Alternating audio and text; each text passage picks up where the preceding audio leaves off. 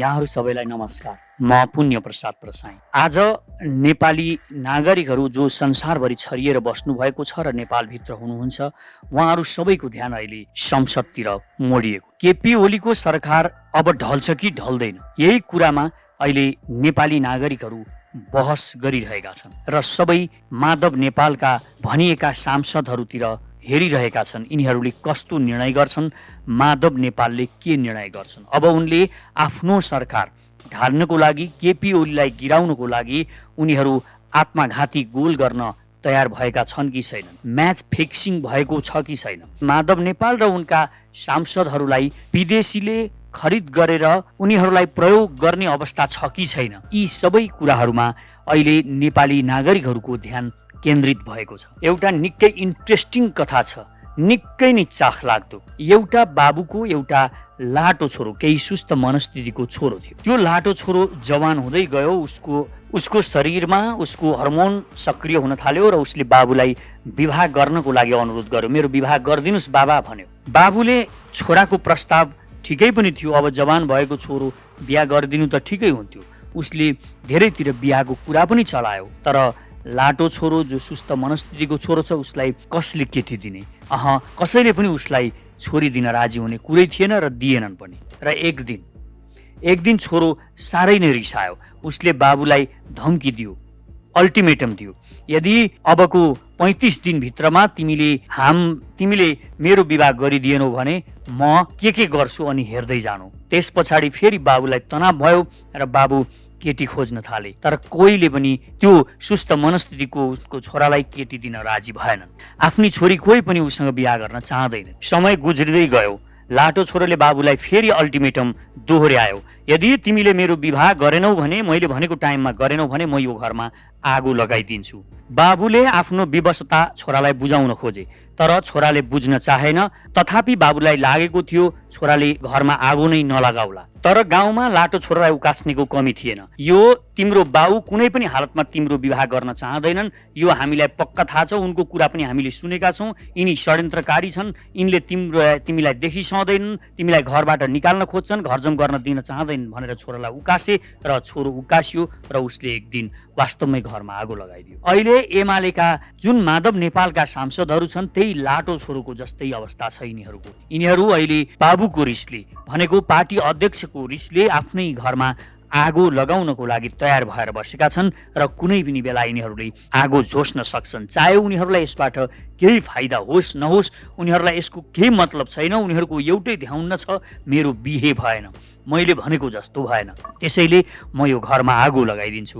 र उनीहरू त्यो एमाले भन्ने घरमा आगो लगाउन तयार भएर बसेका छन्। अहिले यसो हेर्दाखेरि केपी ओलीको आत्मकेन्द्रित निर्णयहरू हेर्दाखेरि ठिकै हो जस्तो पनि लाग्छ, तर त्यो बाबुको समस्याहरू के हुन सक्छन् त्योमा उनीहरूले छलफल गरेको भए राम्रो हुन्थ्यो। त्यो लाटो छोरोको बाबुले केटी नखोजेको होइन, छोराको बिहा गर्नको लागि केटी खोज्यो, तर जति केटी खोजे पनि उसलाई केटी दिन कोही पनि गाउँका मानिसहरू राजी थिएनन्। र कतिले प्रस्ताव पनि गरे, यदि तिमी त्यो मेरो छोरीसँग तिम्रो छोराको बिहा गर्ने हो भने तिमी त्यो घर छोडेर भाग्नुपर्ने हुन्छ, तिमी घर छोडेर जान्छौ भने मात्र म त्यो घरमा छोरीलाई भित्र्याउँछु भन्ने धेरैको प्रस्ताव थियो। कतिले उसको सबै जग्गा मलाई दिनुपर्छ, छोरीको नाममा पास गरिदिनुपर्छ, अथवा ससुरालीको नाममा पास गरिदिने हो भने मात्र म तिमीलाई छोरी दिन्छु भनेका थिए र यो प्रस्ताव उसले स्वीकार गर्न सक्ने अवस्था थिएन। आज एमालेका सांसदहरू जो 36 जना भनिएका छन् माधव नेपाल र झलनाथ खनालको गुटमा, यिनीहरू के गर्न खोज्दैछन्? अब यो पछि यिनीहरूले यो सरकार ढालेपछि र यो ढाल्दा उनीहरूलाई के फाइदा हुन्छ? यति हो, उनीहरूले बदला लिन सक्छन्, उनीहरूको रिस शान्त हुन्छ, केपी ओलीको सरकार गिर्छ, यो उनीहरूलाई लागेको छ। अब केपी ओलीले किन यति सानो, यिनीहरूको दुईटा मात्र माग छन्, जुन माग पनि कुनै ठुलो छैन। केही पहिला उनले जुन निर्णय गरेका छन् त्यो अवस्थामा फर्किनको लागि मात्र ती मागहरू छन्, ती ठुला माग पनि छैनन्। ती पुरा गरिदिएको खण्डमा उनको प्रधानमन्त्री पद जोगिन सक्छ, उनको सत्ता जोगिन सक्छ। तर पनि केपी ओली किन ती मागहरू पुरा गर्न राजी छैनन्? यो पनि एउटा विचारणीय पक्ष छ। यसमा हामीले छलफल गर्नुपर्ने हुन्छ। उनलाई लागेको छ कतै यस्तो अवस्था पनि देशमा भइरहेको हुन सक्छ कि केपी ओलीलाई यस्तो लागेको होस् कि माधव नेपालहरू जम्मै जति पनि माधव नेपालका गुटका मानिसहरू छन् तिनीहरूलाई इन्डियाले प्रयोग गरिरहेको छ र उनीहरू जसरी हुन्छ पार्टी प्रचण्डलाई बुझाउन खोजिरहेका छन्, अथवा उनीहरू यस पछाडि पनि उनका माग पूरा गरे पनि त्यस पछाडि फेरि अर्को खेल खेल्नेछन्। 6 महिना पनि नपुगिकन केही महिनामै फेरि अविश्वासको मतको कुरा उठ्नेछ, फेरि यो सरकार अस्थिर बन्नेछ। यो सरकार अस्थिर बनिरहनु, बारम्बार अविश्वास र विश्वासको खेल खेलिरहनु भन्दा यो सरकार गिरेकै जाति हुन्छ भनेर उनी यो सरकार जाओस्, आफ्नो सत्ता जाओस् भनेर लागेको पनि हुन सक्छन्, अथवा अरू कुनै कारण पनि हुन सक्छ। मुख्य कुरा के आउँछ भने अब माधव नेपालका पक्षका सांसदहरूले आफ्नो पार्टी आफ्नो घर आगो लगाइसकेपछि उनीहरूलाई के फाइदा छ? माधव नेपालका सांसदहरू किन यस्तो आत्मघाती गोल गर्दैछन्? यो पनि एउटा विचारणीय पक्ष छ। किनभने उनीहरू अब मन्त्री बन्ने सम्भावना पनि छैन, सांसद र भत्ता पनि उनीहरूलाई आउँदैन, सांसदबाट जुन भत्ता आउनुपर्ने त्यो पनि उनीहरूलाई आउँदैन उनीहरूले राजीनामा दिएर गइसकेपछि। तथापि पनि उनीहरू राजीनामा दिन तयार छन् भने यसमा पनि विचार गर्नुपर्ने हुन्छ। एक त उनीहरूलाई लागेको हुन सक्छ केपी ओलीको पार्टीमा रहँदा आफ्नो कुनै भविष्य छैन, अर्थात् एमालेमा बसेर अब आफ्नो भविष्य छैन र हामीले नयाँ बाटो तताउनै पर्छ, यो हाम्रो बाध्यता हो भन्ने पनि उनीहरूलाई लागेको हुन सक्छ। त्यो एउटा कारण हुन सक्छ। अर्को कारण भनेको अब उनीहरू अन्त्यमा गएर प्रचण्डसँग नै मिल्ने हो, प्रचण्डसँग मिलेर फेरि हामी चुनावमा गयौँ भने जितेर फेरि शक्तिशाली पार्टी बनेर आउन सक्छौँ भन्ने उनीहरूलाई अर्को भ्रम परेको हुनसक्छ। र तेस्रो अर्को बलशाली कारण छ, विदेशीहरूले यिनीहरूलाई आर्थिक प्रलोभनमा पारेर 5 करोड वा त्योभन्दा माथिको पैसा दिएर उनीहरूलाई राजीनामा गराएको पनि हुन सक्छ। अर्थात् यी कुनै पनि कुरामा उनीहरूले त्याग गरेको जस्तो देखिएको हुन सक्छ। तथापि यो आत्मघाती गोल देशको लागि भने घातक नै साबित हुनेछ। र यसमा सबैभन्दा बलशाली तर्क चाहिँ प्रचण्डसँग पार्टी मेल गराउने, अर्थात् यिनीहरू फुटेर गएर प्रचण्डसँग मिल्ने र एउटा नयाँ शक्ति निर्माण गर्ने हुन सक्छ। किनभने त्यसो गर्दाखेरि प्रचण्ड पनि चुनावी सरकारमा अर्थात् शेरबहादुरको सरकारमा हुने भएकोले उनीहरू पनि सरकारमै रहेर चुनाव गराउँदा हामीले पनि जित्छौँ भन्ने यिनीहरूलाई भ्रम परेको हुन सक्छ।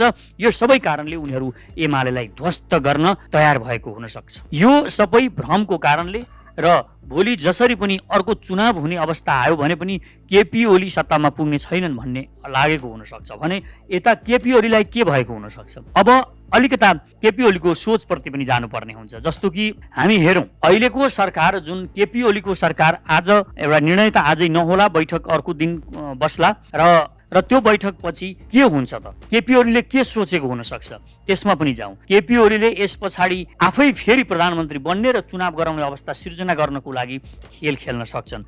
यो खेलको तयारी उनले गरेको हुन सक्छ र यसै कारणले पनि उनी अहिले यो सरकार गिरे पनि त्यसमा चिन्ता नगरिकन माधव नेपालसँग नमिल्नको लागि खोजिरहेको हुन सक्छ। जस्तो हामी हेरौँ अब यसलाई हामीले अलिकता नेपालको संविधान अनुसार व्याख्या गर्नुपर्ने हुन्छ। नेपालको संविधानको धारा 76 को उपधारा 1 मा बहुमत प्राप्त दलको नेतृत्वको सरकार गठन हुने व्यवस्था छ। त्यो भनेको अहिले जुन नेकपा र माओवादी केन्द्रको सरकार बनेको थियो, केपी ओलीको नेतृत्वमा बनेको छ, त्यही सरकार चाहिँ अहिले त्यो धारा अनुसारको सरकार भयो। अब यो सरकार गिरिसकेपछि के हुन्छ?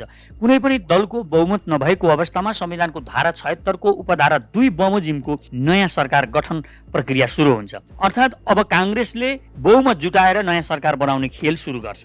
धारा 76 को उपधारा 2 मा लेखिएको छ, उपधारा 1 बमोजिम प्रतिनिधि सभामा कुनै पनि दलको स्पष्ट बहुमत नरहेको अवस्थामा प्रतिनिधि सभामा प्रतिनिधित्व गर्ने 2 वा 2 भन्दा बढी दलहरूको समर्थनमा बहुमत प्राप्त गर्न सक्ने प्रतिनिधि सभाका सदस्यलाई राष्ट्रपतिले प्रधानमन्त्रीमा नियुक्त गर्नेछ। अब यसको लागि के हुन्छ? अब यहाँनिर अब शेरबहादुर देउवाले संसदका बहुमत दलको बहुमत सांसदको हस्ताक्षर जुटाएर सरकार बनाउन सक्छन्। तर यहाँनिर जसपाको निर्णायक भूमिका छ।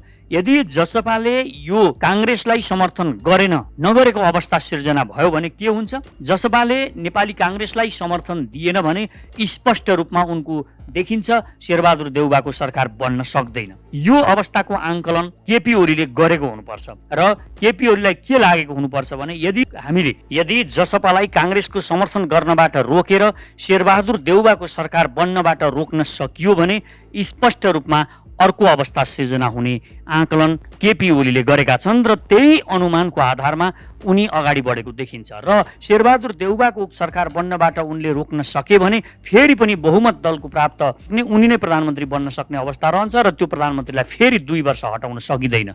यो भूमिका उनी खेल्न चाहन्छन्। उपधारा 2 बमोजिम नयाँ सरकार गठन गर्न काङ्ग्रेस, माओवादी, जसपा मिल्नुपर्छ र यदि यो मिल्न सक्ने अवस्था आएन, जसपाले समर्थन दिएन भने अनि यहाँनिर फेरि अर्को खेल सुरु हुन्छ र त्यसैको प्रतीक्षामा केपी ओली बसेको यहाँ स्पष्ट रूपमा देखिन्छ। उपधारा 2 बमोजिम पनि सरकार गठन हुन सकेन। अब जसपाले काङ्ग्रेसलाई समर्थन दिएन भने सरकार बन्ने अवस्था रहँदैन। त्यो सरकार बन्ने अवस्था रहेन भने अब के हुन्छ? नसकेमा उपधारा 3 बमोजिम अघि बढ्नुपर्ने हुन्छ। सो उपधारामा राष्ट्रपतिले संसदको सबैभन्दा ठुलो दलको नेतालाई प्रधानमन्त्रीमा नियुक्त गर्ने व्यवस्था रहेको छ। धारा 76 को उपधारा 3 सम्म पुग्नुपर्ने अवस्था आएमा र माधव झलनाथ पक्षका सांसदहरूले राजीनामा नदिएमा 121 सांसदहरू भएको एमाले नै ठुलो दलको हैसियतले सरकारमा नेतृत्व गर्न पाउनेछ। त्यति मात्र होइन, फेरि अर्को मुख्य कुरा के छ भने यदि माधव नेपालका सांसदहरू सबैले राजीनामा दिए भने पनि 36 जना सांसदले राजीनामा दिए भने पनि केपी ओलीको नेकपा एमाले नै संसदमा सबैभन्दा ठुलो दल हुन्छ र यो मौका, सरकार बनाउने मौका फेरि पनि संसदको सबैभन्दा ठुलो दलको हैसियतमा एमालेलाई केपी ओलीले नै आउने भएकोले हो त्यो सरकारको नेतृत्व गर्न केपी ओली चाहन्छन् र त्यो सरकारमा यदि उनले काङ्ग्रेसलाई रोक्न सके, जसपालाई काङ्ग्रेसलाई समर्थन दिनबाट रोके भने उनी फेरि तेस्रो चरणमा काङ्ग्रेसको सरकार बन्न नसक्ने अवस्थामा फेरि पनि नेकपा एमालेको सरकार ठुलो दलको हैसियतमा बन्नेछ र त्यसले 30 दिनभित्रमा विश्वासको मत लिनुपर्नेछ। यदि उनले 30 दिनभित्रमा विश्वासको मत लिन सक्ने अवस्था रहेन भने पनि यसमा प्रधानमन्त्री केपी ओलीलाई कुनै पनि बाधा पर्ने छैन। उनी सिधै निर्वाचनमा जान सक्नेछन्। उनले मध्यावधि निर्वाचनको घोषणा गर्न सक्नेछन् उनले विश्वासको मत प्राप्त गर्न सकेनन् भने। यो परिकल्पना र यो सोचले केपी ओली काम गरिरहेका छन् र अहिलेको अवस्था यो देखिन्छ। अर्थात् जसरी पनि केपी ओली आफ्नो नेतृत्वमा निर्वाचन गराउन चाहन्छन्, मध्यावधि निर्वाचन गराउन चाहन्छन्। र अर्को एउटा महत्त्वपूर्ण कुरा के छ भने अहिले राजनीतिक खेलाडीहरू जति पनि छन्, चाहे त्यो शेरबहादुर देउवा हुन्, चाहे त्यो जसपा होस्, यिनीहरू यी राजनीतिक खेलाडीहरू जति पनि छन् यी सबै मध्यावधि निर्वाचन नै होस् भन्ने चाहन्छन्। काङ्ग्रेसमा अत्यधिक कम सांसदहरू छन्। कम सांसदहरू भएको कारणले र यो सरकारमा जानु भनेको उनले आफ्नो छवि बिगार्नु हो। काङ्ग्रेसको छवि बिग्रिनेछ, किनभने अब यस पछाडि यो काङ्ग्रेसको नेतृत्वमा सरकार बन्यो भने उग्र रूपमा केपी ओली र एमालेका मानिसहरू यो सरकारको विरुद्धमा घनघोर रूपमा देशव्यापी आन्दोलन चर्काउन सक्छन्, देशव्यापी यसको विरुद्धमा वितृष्णा फैलाउन सक्छन् र यो काङ्ग्रेसका पुराना मुद्दाहरू, भ्रष्टाचार र भ्रष्ट जति पनि काङ्ग्रेसहरू छन् तिनीहरूका एक मुद्दाहरू बजारमा आउन सक्छन् र उनीहरू जनतामा घृणा फैलिन सक्छ र यसको परिणाम के हुन सक्छ भने अर्को पटक निर्वाचनमा यो दल र प्रचण्डको दल जुन छुटिएर गएका माधव नेपालहरू छन् यिनीहरू जनतामा एकदमै नाङ्गिने अवस्था सिर्जना हुन सक्छ र यो अवस्थाको फाइदा केपी ओलीले फेरि उठाउने जमर्को पनि गरेको हुन सक्छ। अर्थात् केपी ओलीले के सोचेको हुन सक्छ भने शेरबहादुर देउवा नै प्रधानमन्त्री भएर नयाँ सरकार बने पनि आफू प्रतिपक्षमा रहिरहने र शक्तिमा आफू रहने अवस्था सिर्जना हुन्छ र यो शक्तिमा रहने अवस्थाको कारणले भोलि उनी आउने चुनावमा फेरि पनि शक्तिमा आउन सक्छु भन्ने केपी ओलीलाई एउटा विश्वास यो छ भने दोस्रो उनले आफ्नै नेतृत्वमा जुन संसदीय दल सबैभन्दा ठुलो दलको हैसियतमा आफ्नै नेतृत्वमा सरकार बनाउन सक्छु भन्ने उनलाई विश्वास भएको कारणले उनले माधव नेपालका सांसदहरूले राजीनामाको घुर्की लगाइरहँदा पनि उनी कुनै पनि सम्झौता गरेका छैनन्। उनीहरूसँग वार्ता गर्नुपर्ने आवश्यकता उनीहरूले अल्टिमेटम दिइरहँदा पनि यो ठानिएको छैन र आज हामी देख्छौँ स्पष्ट रूपमा के देखिन्छ भने आज अब संसदको बैठक सुचारू पनि भइसकेको छ र यो बीचमा अब विभिन्न खेलहरू सुरु पनि भइसकेका छन्। यो धेरै अवस्थाहरूलाई मध्यनजर राख्दाखेरि केपी ओलीले भोलि प्रतिपक्षमै बस्दा पनि फाइदा र भएन भने पनि सरकारमै बस्ने र आफ्नै नेतृत्वमा निर्वाचन गराउने एउटा डिजाइनिङमा यो खेल सुरु गरेका छन्। यो विश्वासको मत लिने भन्ने बुझिन्छ। तथापि यहाँबाट के चाहिँ स्पष्ट हुन्छ भने माधव नेपालका जुन आफ्नै पार्टी आफ्नै घरलाई आगो लगाएर गएका सांसदहरू, राजीनामा दिएर गएका सांसदहरू छन् तिनीहरूको भविष्य भने निकै नै अन्योलमा पर्नेछ। यिनीहरूलाई जनताले यति घृणा गर्नेछन् कि यिनीहरूमाथि भयानक आक्रमणहरू हुनेछन् भोलिका दिनमा। यो देशको विडम्बना भनेकै केपी ओली जाने, शेरबहादुर आउने, शेरबहादुर जाने, प्रचण्ड आउने, यस्तो यो विडम्बना, यो चक्रीय यिनीहरू, यिनै दलाल, यिनै भ्रष्ट, यिनै पुराना दलहरूबाट नै सरकार बन्ने र यिनै सांसदहरू जो निकममा छन्, जो देशलाई यसरी दलदलमा फसाइरहेका छन्, देशको समृद्धि विकासमा यिनीहरूलाई कुनै वास्ता छैन। कोरोनाको यत्रो सङ्क्रमण छ देशमा नागरिकहरूमा हाहाकार छ, तर उनीहरूलाई कुनै चिन्ता छैन। यिनीहरू घुमिफिरी फेरि यिनीहरू नै आउने भएकोले यिनीहरूलाई जस्तो सुकै घृणित खेल खेल्न पनि कुनै लाज लाग्दैन, किनभने विकल्प छैन। नागरिकहरूले अर्को विकल्प छान्ने हिम्मत गरिरहेका छैनन्। यो कारणले गर्दा अब यो देशका नागरिकहरूले फेरि यिनै पुराना दल, पुराना पार्टीहरूलाई छान्ने र यिनीहरूलाई नै फेरि सरकारमा लाने र यही लडाकु गरिरहने, यही घिनलाग्दो राजनीतिमा देशलाई रुमालिरहने, यही मियोमा यो देशको राजनीति घुमाइरहने यो अवस्था सिर्जना गर्नु, यो एउटा हाम्रो नागरिकहरूको पनि कमजोरी भएर गइरहेको छ। त्यसकारण अब नागरिकहरूले नयाँ तरिकाले सोच्ने र नयाँ वैकल्पिक शक्तिको निर्माण गर्नुपर्ने अवस्था आएको छ। यसको लागि सचेत नेपाली नयाँ भिजन, नयाँ दृष्टिकोण सहित आएको छ र युवाहरूलाई सत्तामा लानुपर्छ, यो देशको सेना शक्तिशाली बनाउनुपर्छ, यो घिनलाग्दो राजनीतिलाई सदाको लागि निम्त्याउन पार्नुपर्छ भन्ने एउटा नयाँ सोचका साथ सर्वपहिचानवाद, नागरिक समाजवाद र समतावादको नयाँ दर्शन लिएर आएको छ। अब हामी नयाँ तरिकाले सोचौँ, नयाँ तरिकाले यो देशको निर्माण गर्न सकिन्छ। अब यिनै पुराना दललाई छान्ने र यिनै पुराना दलको झोला बोकेर यिनीहरूले जे गर्छन् यिनीहरूले वाव वाव भन्दै यिनीहरूलाई समर्थन गर्ने, आफ्नै घरमा आगो लगाएर बाहिर निस्किँदा पनि ताली बजाइरहने, आफ्नो पार्टी फुटाउँदा पनि ताली बजाइरहने, यो विडम्बनाबाट देशलाई मुक्त गराउनु आजको आवश्यकता हो र यो आवश्यकताको महसुस गर्न म नेपालका नागरिकहरूलाई हार्दिक अनुरोध पनि गर्छु र सतर्क भएर, सचेत भएर सबै कुराहरूलाई सजगताका साथ निहाल्न र निर्णायक भूमिका खेल्न, आफ्नो कम्फोर्ट जोनबाट बाहिर निस्कनको लागि म नेपालका नागरिकहरूलाई अनुरोध गर्छु। तपाईँ काङ्ग्रेस, तपाईँ कम्युनिस्ट भएर जुन बसिराख्नु भएको छ, यसबाट अब निस्तार पाउँदैन यो देशले र तपाईँले केही सुविधा पाउनु भएको होला त्यहाँ बसेर, त्यो कम्फोर्ट जोन त्याग्ने गर्नुहोस्, बाहिर निस्कनुहोस्। अब नयाँ शक्ति निर्माण गर्नुको विकल्प छैन। अब हामी नयाँ तरिकाले सोच्नुपर्छ, युवाहरूलाई एकजुट भएर नयाँ तरिकाले एक धक्का दिनु जरुरी छ, नयाँ सोच अगाडि बढाउनु जरुरी छ। जय सचिव नेपाली।